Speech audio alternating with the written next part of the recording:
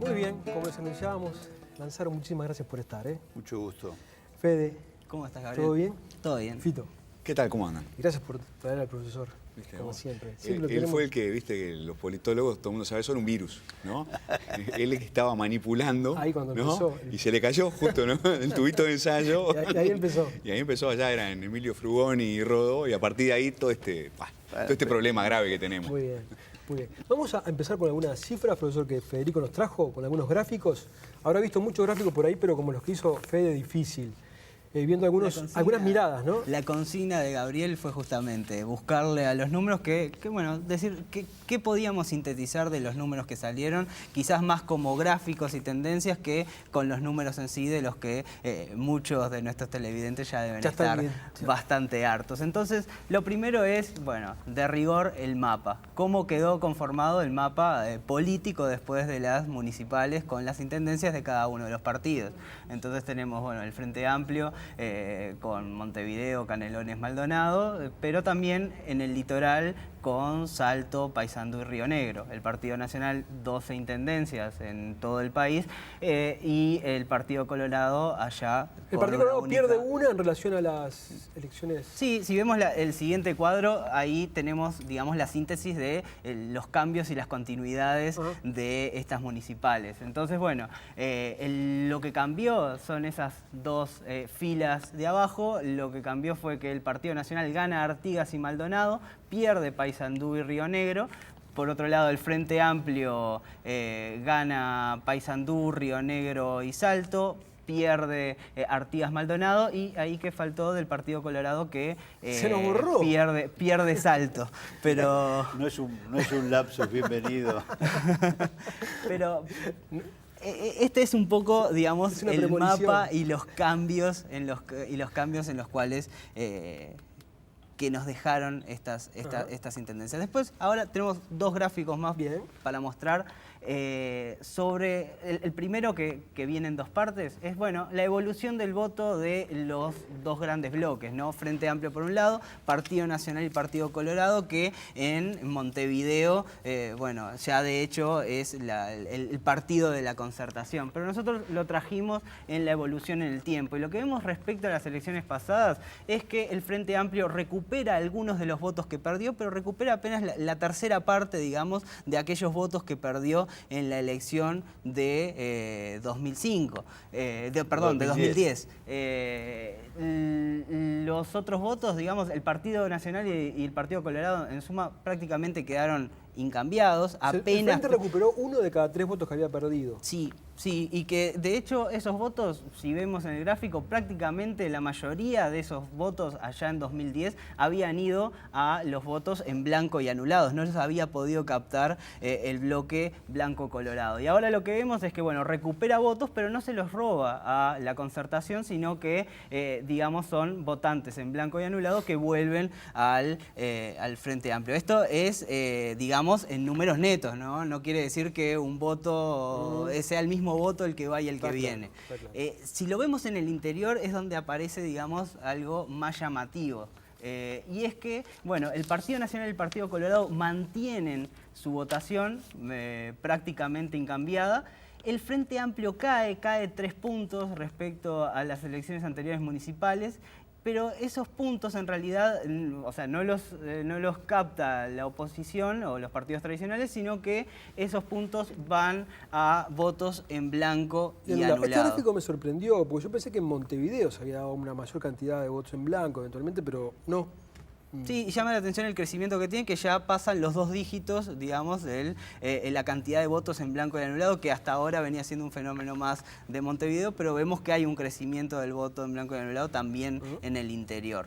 Y por último, lo último que queríamos mostrar es, bueno, la diferencia por departamento, la diferencia entre los votos que tuvo, por un lado el Frente Amplio y por otro el bloque blanco y colorado. ¿Cómo se lee esta gráfica? Bueno, vemos que los puntitos rojos lo que muestran son las intendencias en las que ganaron partidos blancos y colorados. Mientras que los puntitos azules lo que muestran son las que ganó el Frente Amplio. Y lo que vemos es que en 3 intendencias, en las 3 del litoral, aunque tuvieron más votos blancos y colorados, lo ganó el Frente Amplio. Con lo cual, si esos votos se sumaran en una suerte de partido de la concertación, también en el interior, esas intendencias hoy no serían del Frente Amplio, sino de los partidos tradicionales. O sea que si hubiera habido concertación, esos 3 puntitos azules hubieran estado pintados de colorados. Correcto. Si hubiera habido concertación en el interior. Si hubiera habido. Muy bien, muchas gracias. Profesor, si yo le dijera, mire, sabe que lo invitamos pero se nos fue el tiempo, no tenemos más tiempo, y tuviera que decirle, déjele a la teleaudiencia una idea, la principal que nos dejó estas elecciones municipales. Bueno, una idea, levantando la mira para hacer honor al programa, una idea muy general es que el sistema uruguayo sigue siendo un sistema fuertemente competitivo. Y eso no es nada banal. No es nada banal en una situación en la que el Frente Amplio en la elección de octubre del 2014 ratificó plenamente su condición de partido predominante, porque es la tercera elección que gana con mayoría absoluta. Es partido predominante en Montevideo desde hace rato, es partido predominante en Canelones, o sea que tiene una predominancia nacional y una predominancia por lo menos en 2 departamentos muy importantes del área metropolitana en términos de poblaciones.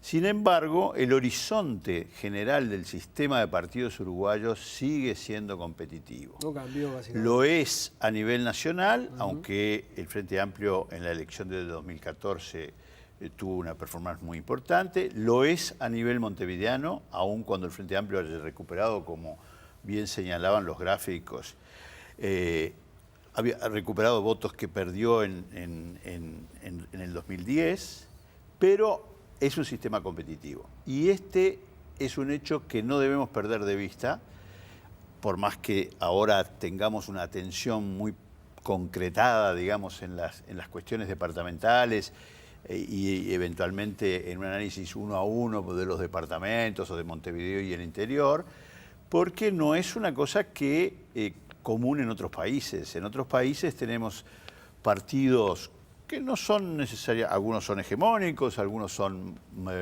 mayoritarios, algunos son monopólicos incluso, pero con oposiciones desflecadas, con sistemas poco competitivos, en el sentido de que hay pocas alternancias y sobre todo hay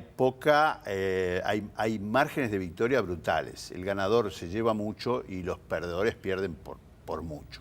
Y eso pasa en países donde notoriamente hay una situación ya histórica asentada, como Ecuador o Bolivia, pasa de alguna manera en la Argentina con el peronismo, bueno, pasa de alguna manera o ha pasado en Venezuela, pudo pasar en Colombia en algún momento, y entonces me parece que este es un valor uruguayo que hay que subrayar simplemente como reflexión muy general, que no tiene totalmente que ver o no tiene solamente que ver con la elección, pero que esta elección ratifica. Pero es muy importante y no tiene que ver con lo que hablabas en los programas pasados, con este doble realidad que vos decías, que es muy difícil, si uno ve en los departamentos, sobre todo en el interior, que haya un cambio, o sea, los partidos se mantienen, si uno ve, hay como 5 o 6 departamentos donde hace 5 o 6 elecciones que gana el mismo partido, ¿no? Porque es muy difícil cambiar en el interior, en la elección departamental. Sí, no es imposible, ¿no?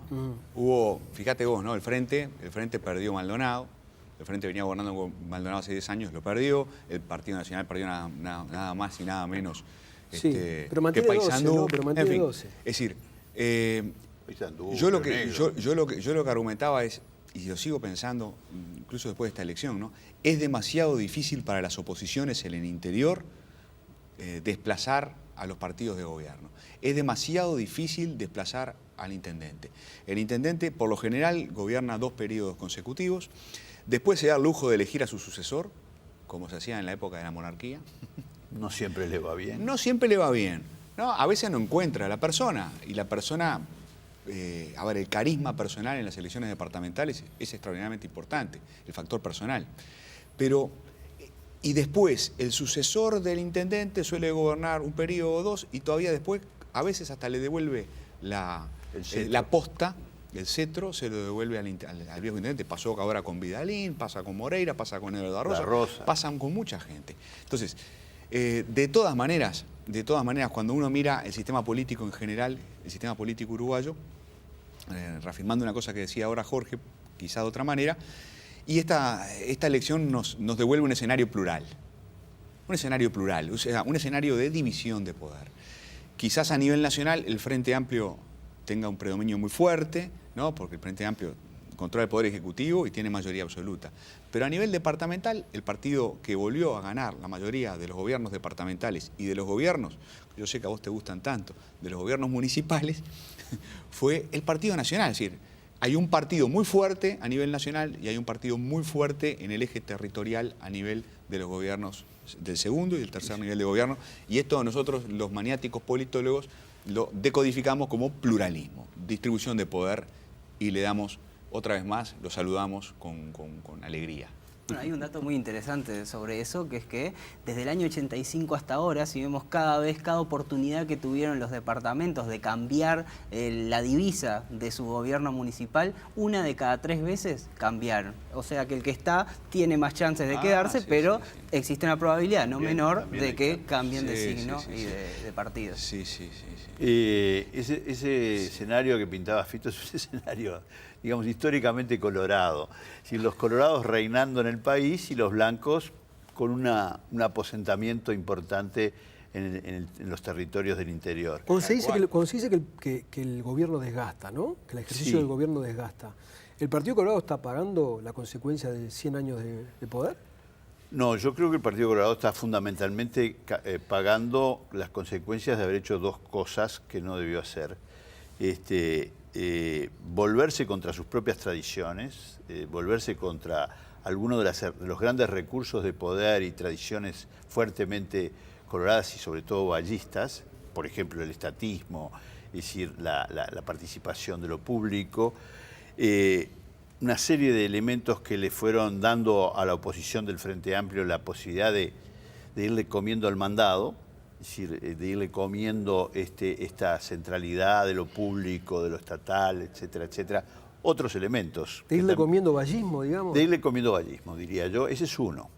Y hay otros elementos que tienen que ver con, bueno, un elemento muy fuerte que fue la reforma constitucional. Si la reforma constitucional es una reforma que mantiene la posibilidad en primera vuelta, a nivel nacional me refiero, mantiene la posibilidad de primera vuelta de que todos corran y luego se junten los más afines en la segunda vuelta, pero genera un fenómeno es decir, pronuncia un fenómeno de convergencia entre los 2 partidos tradicionales y de convergencias al interior de los partidos tradicionales. ¿Qué pasó? El Partido Colorado y el Partido Nacional perdieron polarización, perdieron competitividad entre ellos y perdieron distancias y competitividad adentro de cada uno de ellos. Las distancias que existían con sectores más hacia la izquierda, sectores más hacia la derecha, sectores de centro, eso que se veía en los 2 grandes partidos, se fue achicando. Y entonces los partidos que en la elección del 84, la elección del regreso de la democracia, los partidos tradicionales mantenían el 80 y pico % de los votos, están en el horizonte del 46, 47 y menos en las últimas elecciones. Pero dice que achicaron el abanico ideológico al cual se están dirigiendo. Hubo un proceso de convergencia, de asociación política, es decir, incluso de coaliciones, sí, y de convergencia ideológica entre los 2 partidos. Y esto, yo le decía a Fito, me hace acordar de alguna manera un escenario, yo diría a la inglesa, brevemente, porque no podemos. Es decir, en Inglaterra hubo 2 grandes partidos tradicionales históricamente, los conservadores y los liberales, Whigs y Tories. Cuando a principios del siglo XX el Partido Laborista empieza a crecer, y sobre todo cuando se produce el sufragio universal, crece más, el bipartidismo de conservadores y liberales es sustituido por un bipartidismo de conservadores y laboristas, que es el que tenemos hasta hoy. Y los liberales pasan a un tercer plano, digamos, que no desaparecieron. sino que se mantuvieron en un 12, 13, 14%, incluso en la última elección, antes de esta, tuvieron un protagonismo importante y llegaron a integrar una coalición de gobierno, que les salió carísima. Y en esta última elección, la que tuvimos el otro día, que volvió a ganar Cameron, el Partido Liberal perdió 45 diputados. Tremendo. Es buena comparación. Entonces, hay un itinerario colorado, en el sentido, hay un itinerario similar, comparable, salva las distancias. Es nada más que una referencia de punto de comparación. Está bien. Fito, pero ¿va a seguir ahí? ¿O viene Novik a salvarlo? Bueno, es la pregunta que se hacen los colorados. Yo no sé si se la hará Novik. Novik tiene pinta de saber para dónde va, ¿no? Pero los que lo miramos afuera no sabemos para dónde va Novik. Lo que sí es obvio es que los colorados lo están mirando y seguramente están deseando que Novik se acerque. Y lo otro que es evidente es que los colorados están discutiendo hace mucho tiempo qué hacer frente a ese escenario que Jorge describió también, ¿no? Y ahí hay dos alternativas. Están los colorados a la Fernando Amado, que dicen: tenemos que volver a ser lo que éramos antes, tenemos que volver a ser la socialdemocracia de este país. Y están los colorados que dicen: no, eso ya fue, ¿no? El tiempo pasó y en verdad ahora estamos ubicados en otro lado, ahora tenemos otros aliados, ahora estamos mucho más cerca de los blancos que de las otras corrientes socialdemócratas que hay en este país, el Frente Amplio. Y por lo tanto, ahí está la discusión. Los que dicen: volvamos a la rueda de la historia para atrás y volvamos a ser vallistas, y los que dicen: no, somos ahora el otro partido liberal de este país y nuestro aliado son los blancos. ¿Para dónde van en el futuro? No lo sé, lo están discutiendo. Antes de las elecciones, los dirigentes colorados más prominentes, Bordaberry, por decir algo, comparado con los blancos, eran más reticentes a la concertación. Sin embargo, ahora aparecen como después de esta breve o rápida autocrítica, digamos, que aparecen como diciendo: bueno, la concertación es lo que nos puede salvar. ¿La debilidad colorada es la que puede fortalecer a la concertación como proyecto político de futuro? Bueno, ¿O es demasiado arriesgado? No sabemos. Sí. Primero que la concertación tiene una vida específicamente montevideana. Por ahora. Trasladarla al conjunto del país, como de alguna manera sugerirían esos números, por lo menos a aquellos departamentos donde podría ser, no es ya ha sido muy complicada su vida, es decir, como dicen en latín, la affectio societatis, el cariño societal de los socios blancos y colorados con la concertación ha sido muy dudoso. Muy dudoso. Y si Novik salió por los palos y salvó la petiza, digamos, porque por ahí salió, digamos, una mejor votación, fue precisamente porque el Partido Nacional y el Partido Colorado, ninguno se puso demasiado las pilas, ni en el largo plazo de la concertación, ni en la campaña electoral, me parece a mí. Entonces, efectivamente, la concertación puede ser un fenómeno atractivo, y sin duda para algunos lo es en los términos que dice bien Fito, pero primero es básicamente montevideano, es difícil de trasladar y además tiene que sobrevivir. En la política hay una regla dura. Un partido, para no ser un partido fugaz, un partido efímero, un flash party, como se dice coquetamente en inglés, tiene que vivir tres elecciones. Y si no, anda a ver al Frepaso en la Argentina, que duró lo que dura un lirio, y otros partidos que pasan, que son meteoros, tienen un ascenso importante y después no se sabe si van a seguir viviendo. Estructuras, arraigo, liderazgo, seguidores, muchas cosas que son muy importantes para hacer vivir un partido más allá de una elección en la que le pudo ir un poquito bien. Fito, vos fuiste de los primeros que cuando todo el mundo pensaba que era una locura que Mujica fuera presidente de este país, ¿no? Te jugaste ahí. Nos olvidamos un poco de la idea que teníamos de Mujica antes de que ¿no? Nos olvidamos un poco de esa sensación de que era imposible que este tipo pudiera aprender. De la misma manera, yo me estaba acordando cómo Sanguinetti, en la campaña electoral que enfrentó a Tabaré Vázquez, le endilgaba a ser un outsider, ¿no? un advenedizo, le decía, un recién llegado a la política, ¿no?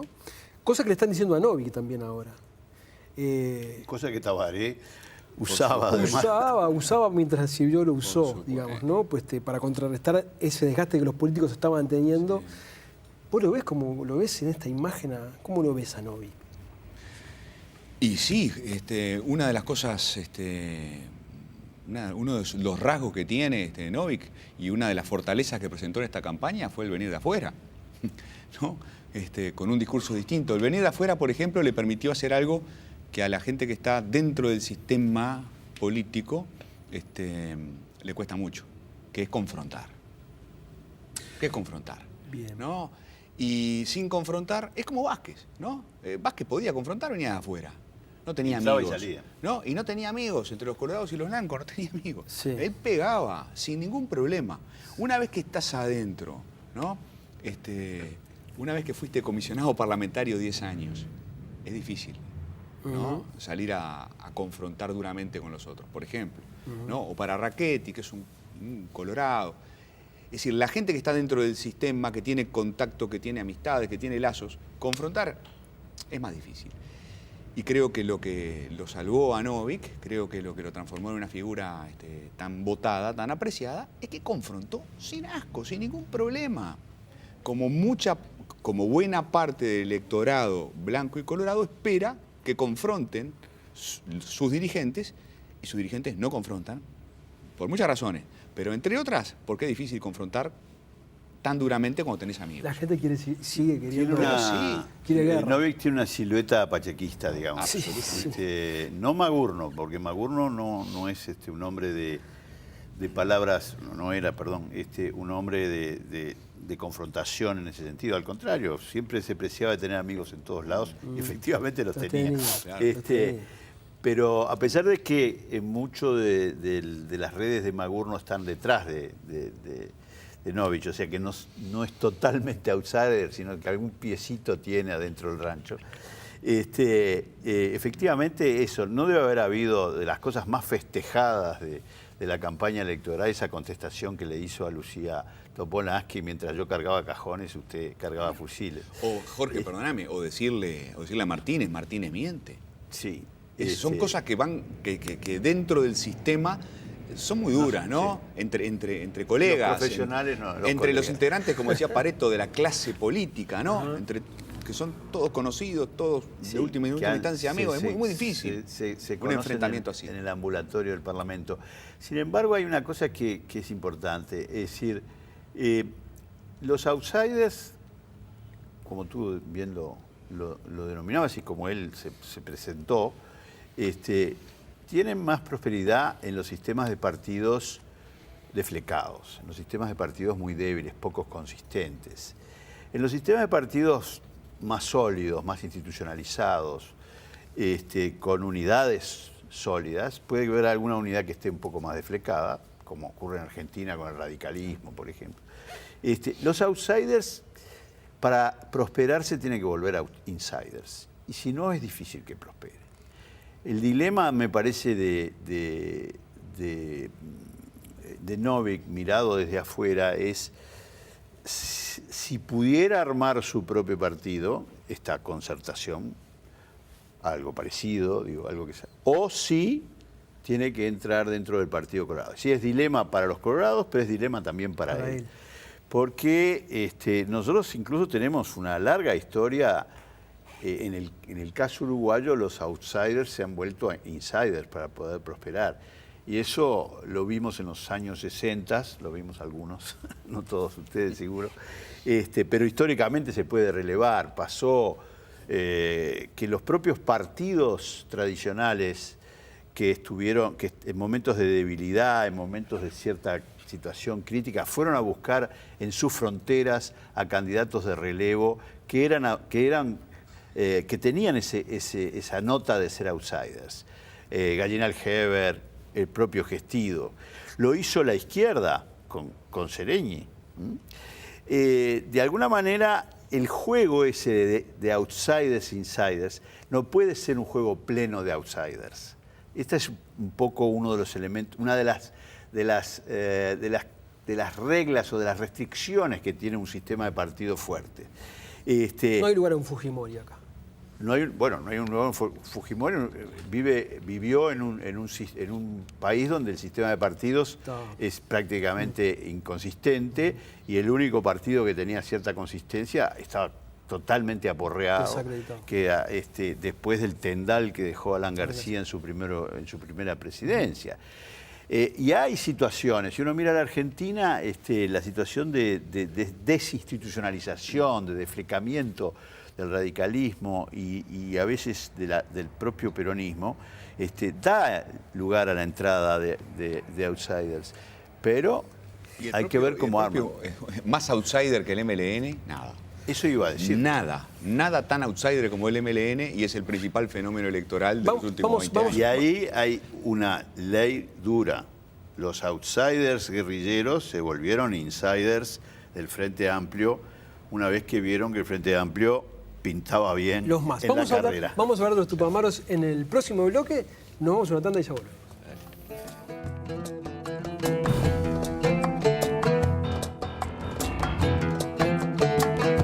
Presenta Pronto, el préstamo de los uruguayos.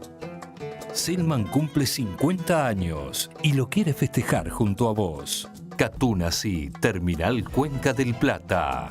Jaume y Seré.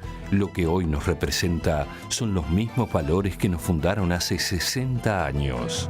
Bien, seguimos en la mira, estamos con el politólogo Jorge Lanzaro, con Fito Garcés, con Federico Comesaña. Podemos pecar un poco de centralistas, pero vamos a empezar por Montevideo. Es la mitad de la población, es el feudo del Frente Amplio. Tirame la histórica, Fede, de Montevideo, ¿cómo viene evolucionando? Si podemos volver a ver la gráfica que preparamos. Bueno, ahí lo que tenemos, la evolución del Frente Amplio. En el 2005 tenía prácticamente un 59% de los votos, bajó a un 46% en 2010 y ahora remonta casi que a un 50%. En el caso del Partido Colorado y del Partido Nacional juntos, 36% tenía en 2005, mejoró a casi 38% en 2010 y ahora bajó menos de un punto y se ubica en 37% de los votos en Montevideo. Dos cosas sobre Montevideo. La heladera no funciona más, aparentemente, ¿no? Sin duda.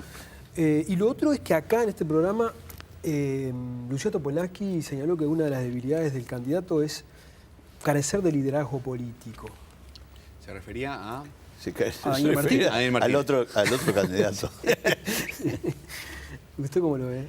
Bueno, yo creo que la competencia esta entre Daniel Martínez y Lucía Topolansky fue lo que le hizo que el Frente pudiera repuntar de la manera que repuntó, efectivamente buceando en aquellos que se habían apartado hacia el voto en blanco o el voto nulo en la elección del 2010, como tú ya lo habías señalado, ¿no? Me parece que es así. Yo creo que uno podría decir, yo te voy a contestar con otra pregunta, ¿por qué no hubo festejos? No hubo festejos porque de repente el que salió intendente no despertaba pasiones, y salió intendente en parte por sus condiciones y sus apoyos y en parte por el terror que inspiraba Lucía Topolansky, que hizo que volvieran muchos a votar sin ganas, muchos votantes frentistas que volvieron al voto frentista pudieron volver, no optaron por la concertación, sino que optaron por volver al Frente Amplio porque había una disputa interna. Si hubiera sido el triunfo de Lucía Topolansky, las calles de Montevideo estaban animadas de otra manera. ¿Sabes qué me dejó pensando? No había reparado en eso, ¿no? Los diarios no seguramente el MPP, ¿no? Hubiera salido, el MPP y allegados, hubiera salido. Son como los festejos de Nacional y Peñarol, son distintos. Está bien. Fito, estamos asistiendo y nos fuimos a la tanda hablando de los Tupamaros. Estamos asistiendo a a lo que le ha pasado a los grandes grupos políticos, estoy pensando en el PGP, en su momento en Asamblea Uruguay, los grupos en la democracia avanzada, que tocan un techo y empiezan el declive? Yo creo que por ahora no. Acordate que en octubre votó fantásticamente bien. Sí, pero fue un golpe para Mujica esto, ¿no? La sí, candidata de él... Mirá. No apareció ni en las fotos. Está bien, pero cada vez que se presenta Mujica, lo acaba de decir la dirección nacional del MPP, algunos integrantes de dirección, apareció hoy en búsqueda, yo estoy de acuerdo. ¿No? Cada vez que se presenta Mujica, ganan.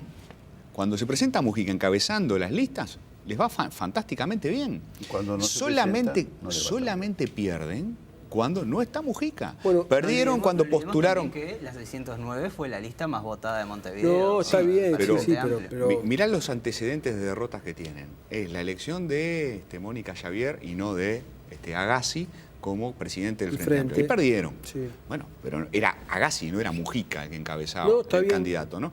Y después, en la interna de junio del año pasado, ¿no? Cuando el MPP cayó, no sacó el 30 y pico % que había sacado antes, sacó 11%. No, y también puede pasar cuando estamos... ¿Esto es una derrota del MPP, pero no necesariamente una derrota de Mujica, porque Mujica, pero también el carisma no se delega, es así. Bueno, también le puede pasar lo que le pasó a todos los líderes, que cuando marcan un candidato, ese candidato lo queman, ¿no? Este es el punto. No, bueno, no sé si... Digo, pero a Vázquez le pasó a Vázquez con Astori, ¿no? O sea, a Sanguinetti con Tarío. Sin duda eso es así, pero a mí me parece que ahí hay dos cosas. Una cosa es el ciclo del liderazgo de Mujica, hasta cuándo se mantiene la vigencia, y otra cosa es el MPP como conjunto. Porque después, en la elección del 2014 salieron muy bien parados. En la elección nacional, muy bien parados. Tienen 6 senadores en 16, impresionante. 24 diputados en 50. Es una votación, es una bancada. Entonces, un paso mayor que venía enseguida agendado era, bueno, llegar a la intendencia de Canelones, que llegaron, soñar con la intendencia de Cerro Largo, que no llegaron, y también soñar con la intendencia de Montevideo, que era un bastión muy importante para generar relevo generacional, no solo para tener un fuerte de poder, una base de poder importante que se suma a las otras, a la bancada en el Senado y a la bancada en diputados, para balancear el poder del presidente Vázquez y para tener un respaldo del liderazgo de Mujica, pero no solo del liderazgo de Mujica, sino también de la acción de los parlamentarios, le agregaba un elemento fundamental que no solo tenía que ver con la presencia de Lucía Topolansky, sino con la pirámide que ellos podían construir desde el punto de vista del adiestramiento de los relevos, de la afirmación del conjunto del MPP en Montevideo a partir de su dominio de la intendencia. Y eso fue lo que no ocurrió y de alguna manera efectivamente no se trasladan y ya lo dijo, creo que el propio Frati o Worsi, que no, decían que bueno que el peso de Mujica, que además se ha sentido incluso en el interior de manera importante, no se traslada necesariamente a los candidatos concretos a nivel departamental que se fueron dando. Entonces, unos tuvieron más fortuna que otros, y bueno, la candidatura de Lucía Topolansky era una candidatura difícil. Difícil de votar, dice usted, pero los propios candidatos, Daniel Martínez sobre todo, ¿no? Tuvieron que hacer la campaña en base a una permanente autocrítica. ¿Por qué es insoslayable que la ciudad está sucia? ¿Por qué es insoslayable que el sistema de transporte es malo? ¿Por qué es insoslayable que las calles están hechas? No, pero sin embargo, siguen ganando. Pero lo que pasa es que es como el ABC. No podés, es imposible desplazar. Ya lo decíamos hace unos programas atrás y al principio de este programa lo volví a señalar. Para hacer oposición respecto a los gobiernos departamentales no hay desde dónde. No hay desde dónde construir una oposición. ¿De dónde vas a construir una oposición? Desde el cargo de edil. ¿Desde dónde construís una propuesta alternativa? Desde la Junta Departamental. ¿Cómo controlás al gobierno departamental con la regla de la mayoría automática? O sea, hay miles de limitaciones institucionales que hacen que sea difícil cuestionar y desplazar al gobierno. No pudieron ganar casi muy pocas veces a los coloradores. Es muy difícil, pero además, más difícil es cuando trabajás 6 meses, 5 meses. Cuando presentás 3 candidatos nuevos, la Concertación presenta 3 candidatos nuevos. Hubiera sido un verdadero milagro que ganara. 3 candidatos nuevos. Hay un punto más, Fito, que permitime agregar. En la condición de partido predominante del Frente Amplio, no solo juega la mayoría parlamentaria, juega el arraigo del Frente Amplio, el arraigo societal, en la sociedad, en las organizaciones sociales, el arraigo en los sindicatos, el control de la educación pública, el arraigo que tiene y el control el control y el arraigo, una cantidad de organizaciones sociales que todos conocemos. Pero básicamente, como dice los sindicatos, la cultura y la educación son... Como dice tu amigo que vive afuera, ¿no? Que se queja de Gramsci. Sí, se quejaba de Gramsci. Y eso es importante. Cuando uno piensa en términos de estructura partidaria, la estructura de la izquierda es brutal. La estructura de la izquierda, el Frente Amplio es un partido predominante, y esto es un fenómeno que viene de los años 60.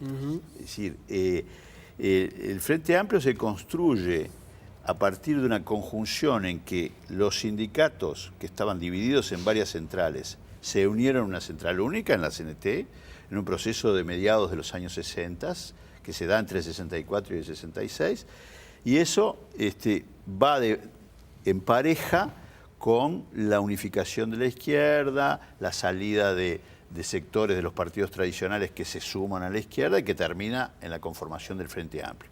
Es decir, que hay una pareja, sindicatos, partido, construcción partidaria del Frente Amplio, CNT, pero hay además otras cosas que tienen que ver con una pelea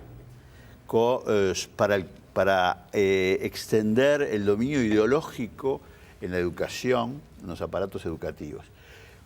¿Por qué Rama es un adversario tan fuerte? Por las soluciones concretas, en algún caso, sin duda, que pueden generar discrepancias, pero porque tocaba a la madre del borrego. Es decir, estaba buscando una entrada en un sector donde la reproducción ideológica de la izquierda se cuece de manera muy importante. ¿Y qué hizo? Rama hizo una alianza con sectores de la izquierda moderada. Da para un programa entero. Bueno, perdón. No, pero es tremendo tema. ¿no? Rama hizo esa visión, ¿no? Es una visión muy dura, además.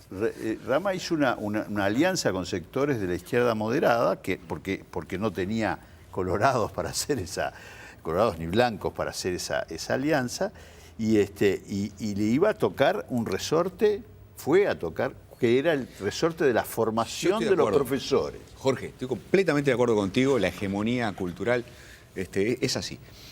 Ahora, si la oposición trabajara 5 años, si la oposición hubiera estado trabajando 5 años, ¿no? Desde algún lugar, no sé de dónde, ¿no? Que tendrían que construir, para criticar, ¿no? Para encontrar los problemas, para proponer soluciones, en lugar de trabajar 6 meses, y en lugar de, capaz que la elección no era 49 a 37, capaz que era 49 a 47, capaz que era una elección más cerrada. Más pareja. No, se nos están, todavía tenemos unos minutos, pero para no dejarlo fuera, ¿no?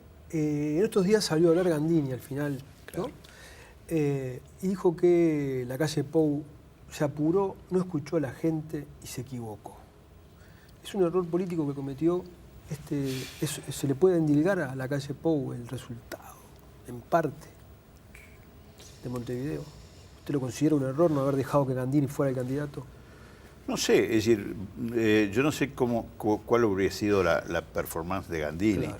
Lo que sí me parece que se puede decir es lo que dice Fito en ese sentido, es decir, que hay un trabajo de más largo plazo, de construcción, no solo de candidatura, sino de construcción de una oposición combatiente, una oposición combativa, una oposición que está marcando hay muchos de los puntos que han salido a flote, no solo de los problemas más digamos, más fuertes, más visibles, de la higiene de Montevideo, del tráfico, una serie de cosas. Por ejemplo, todo el tema de la civilización urbana de Montevideo.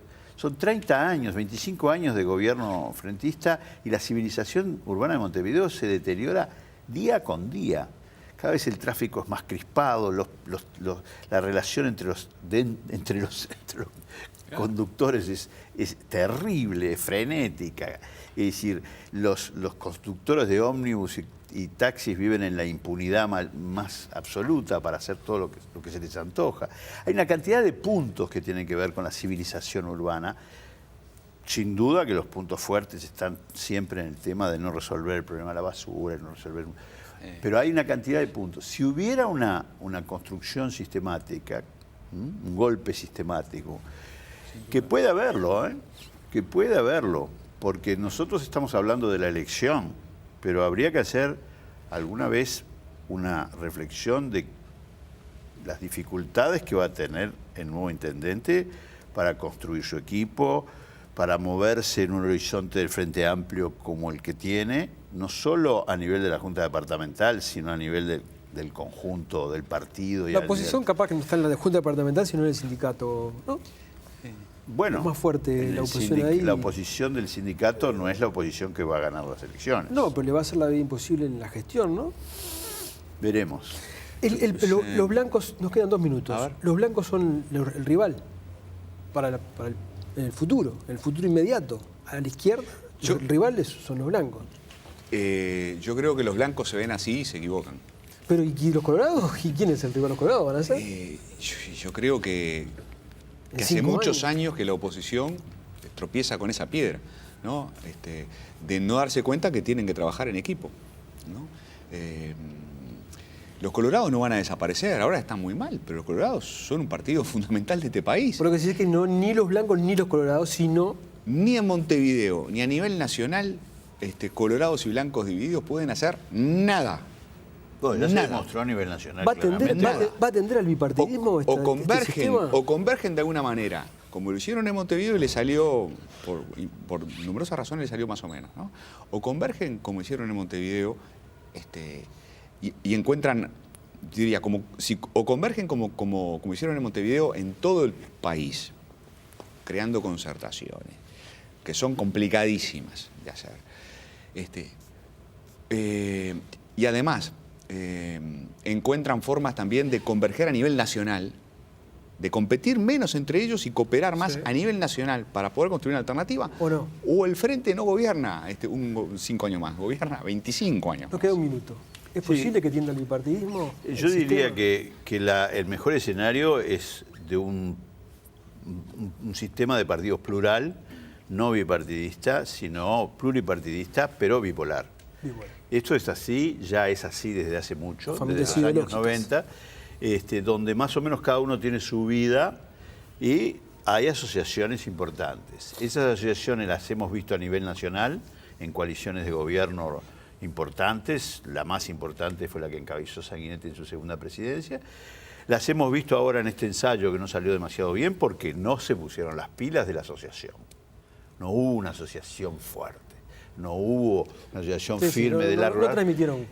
En el interior es otro baile, porque que los, digamos, líderes departamentales de un partido u otro le cedan o busquen coaliciones, no es que no roben los votos, no es que no haya trasiego de votos. Sí, es otra cosa. Pero que haya conformaciones. Si costó tanto en Montevideo, donde se venía hablando tanto. ¿Sabes una cosa? Eso es cierto. 5 segundos, pero yo no sé qué es lo que atenta más contra la identidad, ponele, de un colorado o de un blanco en el interior.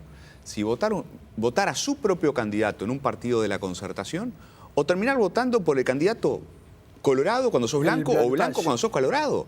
Digo, en la elección departamental. Que eso sucede, de hecho. Eso es lo que sucede ahora.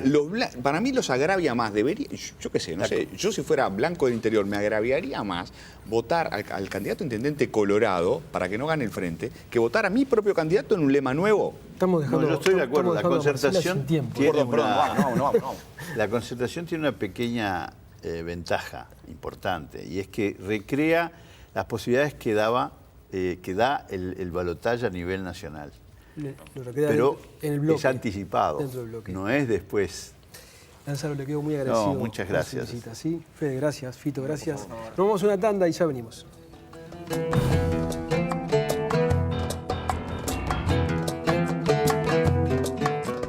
Presenta Catunasi, Terminal Cuenca del Plata. Jaume y Seré. Lo que hoy nos representa son los mismos valores que nos fundaron hace 60 años.